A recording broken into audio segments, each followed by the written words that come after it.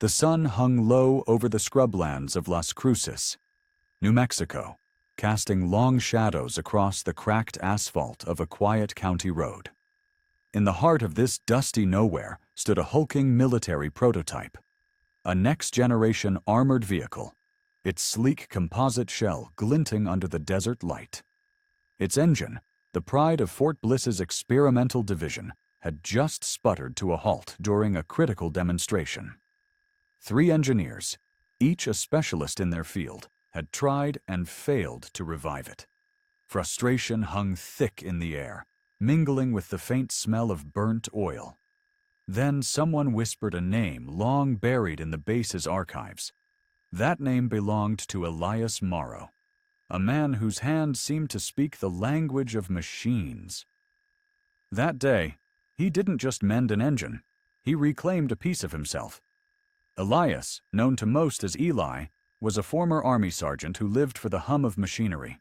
He'd never set foot in a college classroom. Raised in a string of foster homes across the Midwest, Eli had spent his childhood dismantling radios, clocks, and old lawnmowers, piecing them back together with a focus that bordered on obsession. By 14, he'd fixed the boiler in a group home's basement, saving the place from a winter without heat.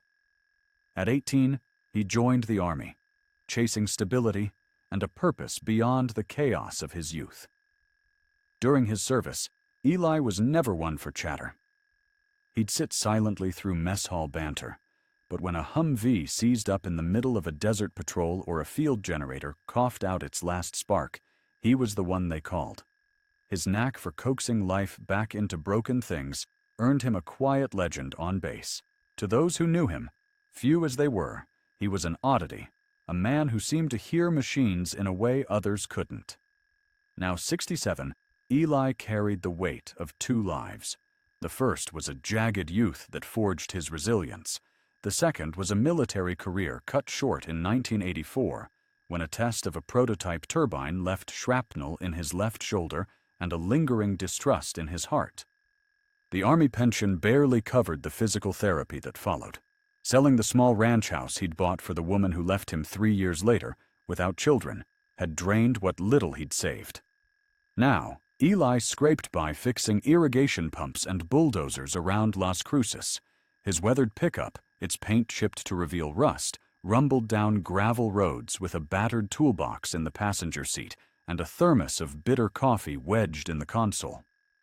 Locals knew him as the quiet man with graying hair, a faint scar across his cheek, and a slight hunch from the old injury. He spoke sparingly, his words sharp and deliberate, like a tool chosen for a specific job. To younger workers, he was a relic, strange and distant. To the old-timers, he was simply Eli, the man you called when something broke. Eli lived in a converted trailer parked behind a shuttered auto shop on the edge of town. The place was sparse. A cot, a stove, a radio that crackled with classic country. He didn't mind. Fixing things was his anchor, his way of making sense of a world that often felt out of joint. Every grinding gear, every uneven hum. It was a puzzle he could solve. Machines didn't judge, didn't walk away. They just waited for someone to listen. That Monday morning, Eli was elbow-deep in the guts of a Massey Ferguson tractor, troubleshooting a clogged fuel line when his phone buzzed. The number was unfamiliar, but the voice on the other end wasn't. "Mr. Morrow, this is Colonel Hargrove from Fort Bliss. We need you. It's urgent." Eli wiped his hands on a rag, squinting at the horizon. "You've got the wrong man, Colonel." His voice was low, rough from disuse. "Elias Morrow, former sergeant, Army Corps of Engineers. We need you at the base, now."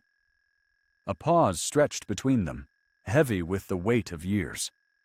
Eli glanced at the tractor, its parts laid out like a patient on a table. Something in Hargrove's tone, a tightness, a need, pulled at him. He didn't say yes, but he didn't hang up either. An hour later, Eli's truck rolled toward Fort Bliss, kicking up dust that swirled in the rear view. It had been 25 years since he'd set foot on a military base. The last time, he'd left on a stretcher, his career in ashes. At the gate, a young soldier, barely old enough to shave, eyed Eli's faded flannel shirt, scuffed boots, and the toolbox that looked like it had seen better decades. "Name?" the soldier asked, skepticism sharp in his tone. "Elias Morrow. Colonel Hargrove called me." The soldier scanned a tablet, brow furrowing. "You're not on the list." Eli leaned against his truck, unfazed. "Mind checking with the colonel?" The soldier made a call, his posture stiffening with each "yes, sir" that followed.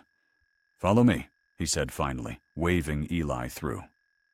A corporal named Torres led him across the base, past rows of barracks and the low hum of activity. Eli felt the stares, some curious, some dismissive, as they moved toward Hangar 12. The cavernous space echoed with the clatter of tools and the sharp voices of engineers. In the center stood the prototype vehicle, its angular frame half-draped in canvas. Eli recognized it instantly. A hybrid armored beast, part diesel, part electric, designed for stealth. 3 men in crisp lab coats hovered around its exposed engine, their faces tight with frustration. Torres introduced him. "This is Elias Morrow."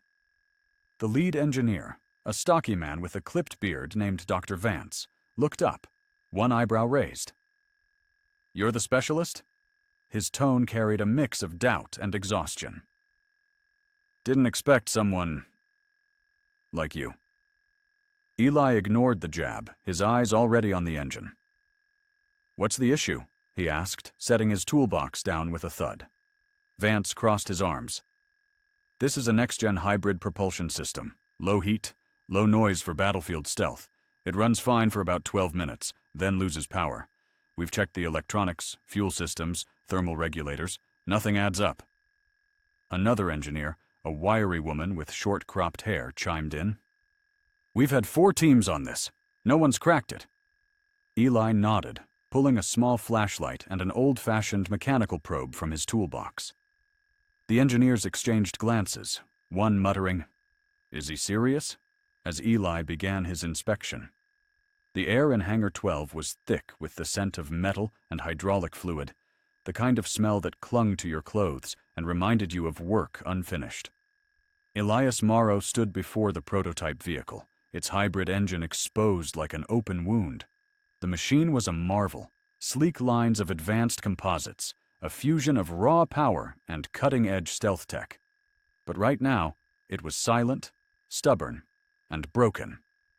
The 3 engineers, Dr. Vance, the wiry Dr. Lena Patel, and a younger tech named Harris, watched Eli with a mix of skepticism and impatience. Their whispers carried across the hangar's steel walls, sharp and low, like the hum of a misaligned gear. Eli moved methodically, his scarred hands tracing the engine's contours. His flashlight beam danced across fuel lines and circuit boards, lingering on the places where old-school mechanics met new-world innovation. The mechanical probe, a relic from another era, pressed against key components, amplifying sounds too subtle for the untrained ear. To the engineers, it looked like a ritual from a bygone age, out of place amid their digital diagnostics and touchscreen tablets. "He's using that?"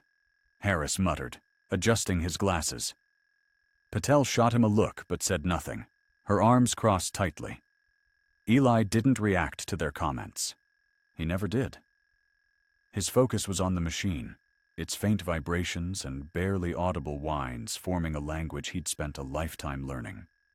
For 20 minutes, he worked in near silence, pausing only to adjust his stance, favoring his left shoulder where the old injury ached under the weight of his toolbox.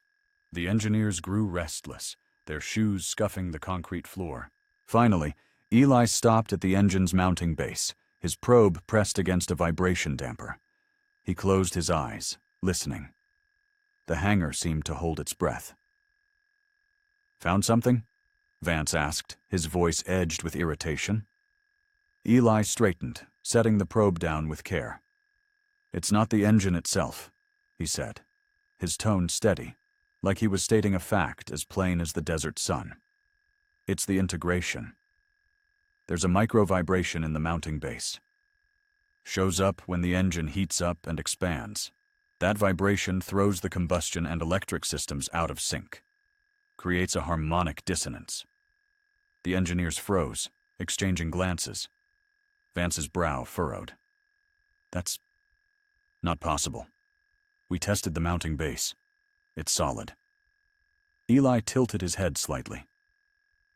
Did you test it after running the engine at full heat for 12 minutes? Silence answered him. Did you check the dampers under thermal stress? Patel flipped through a tablet, her fingers moving fast. The dampers meet factory specs, she said, but her voice lacked conviction. Eli nodded. Factory specs are for standard engines. This hybrid's different. It generates a unique vibration profile. You won't see it in a cold test. Vance's face tightened, his arms still crossed. Mr. Morrow, that sounds like a guess. We need data, not intuition. Eli didn't argue.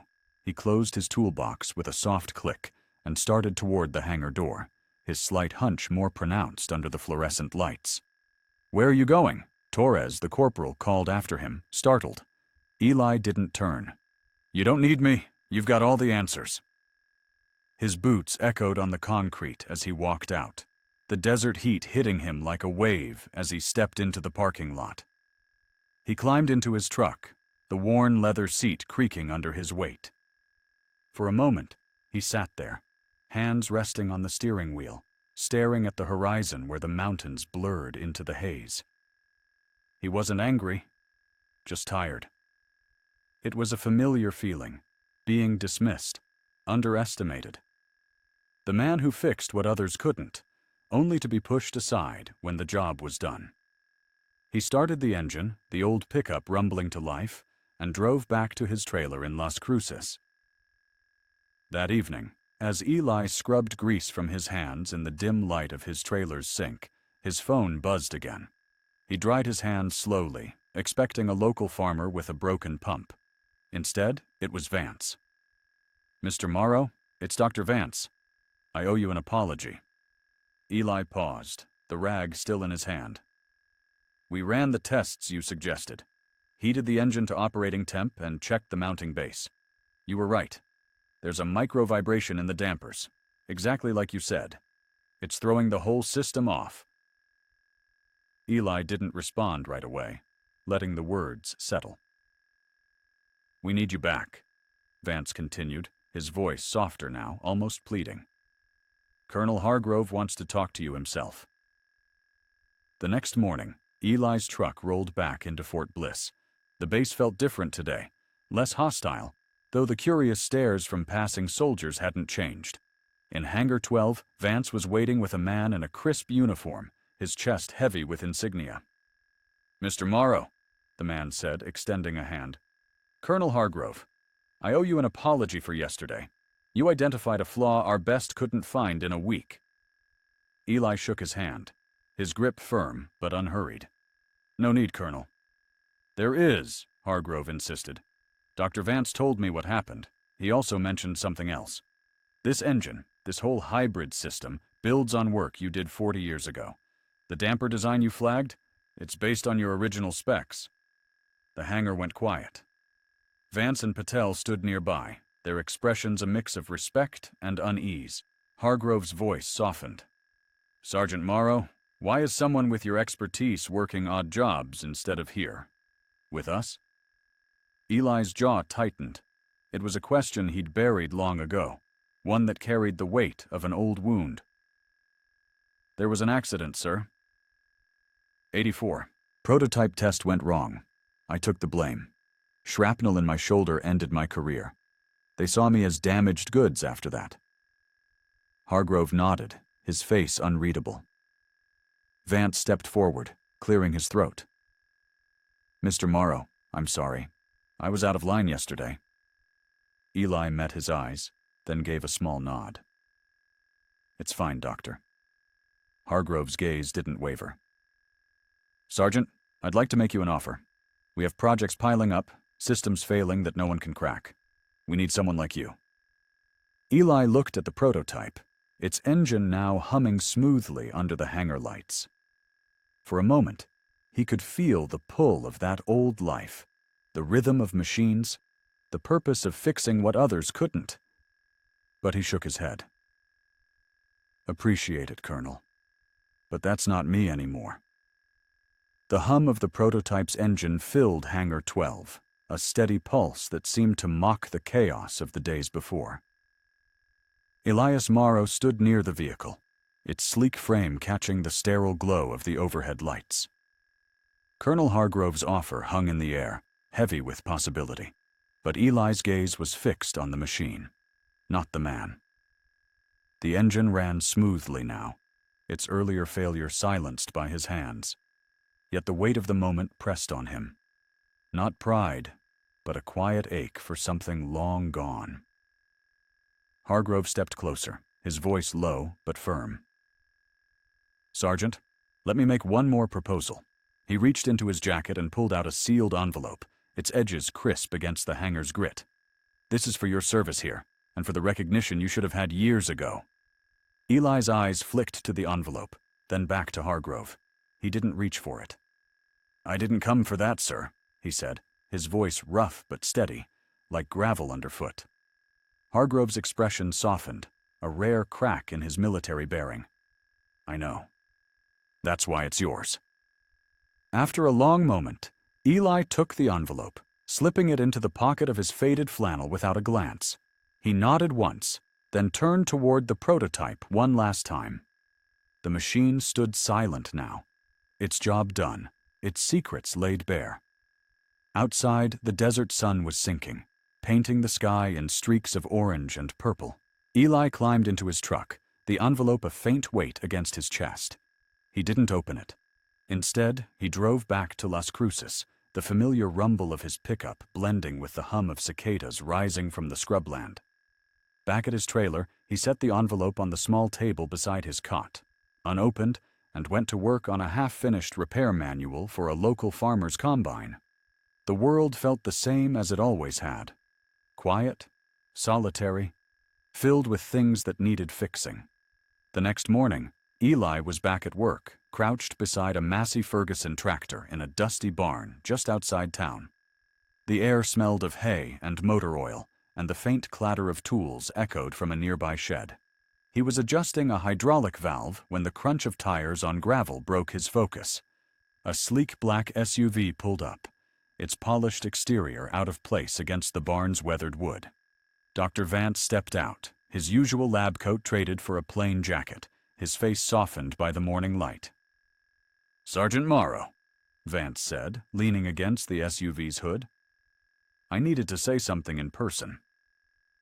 Eli straightened, wiping his hands on a rag, his gray eyes steady. Go ahead, Doctor. Vance hesitated, his usual confidence replaced by something raw. When you found that vibration in the prototype, I felt small. I've built my career on being the smartest in the room. PhDs, engineers, all the best minds. I thought we had it covered. But you heard something we couldn't. Something no diagnostic could catch. Eli looked past him, toward the horizon where the desert stretched endless and unyielding. Machines talk if you listen, he said simply. They always tell you what's wrong. Most folks are too busy to hear it. Vance nodded, his gaze dropping to the ground. It's not just the machines. It's humility. I didn't have it. You did. He extended a hand, and Eli shook it, the grip brief but firm. Vance climbed back into his SUV, the engine purring as it disappeared down the dirt road, leaving a faint cloud of dust in its wake. Eli stood there for a moment,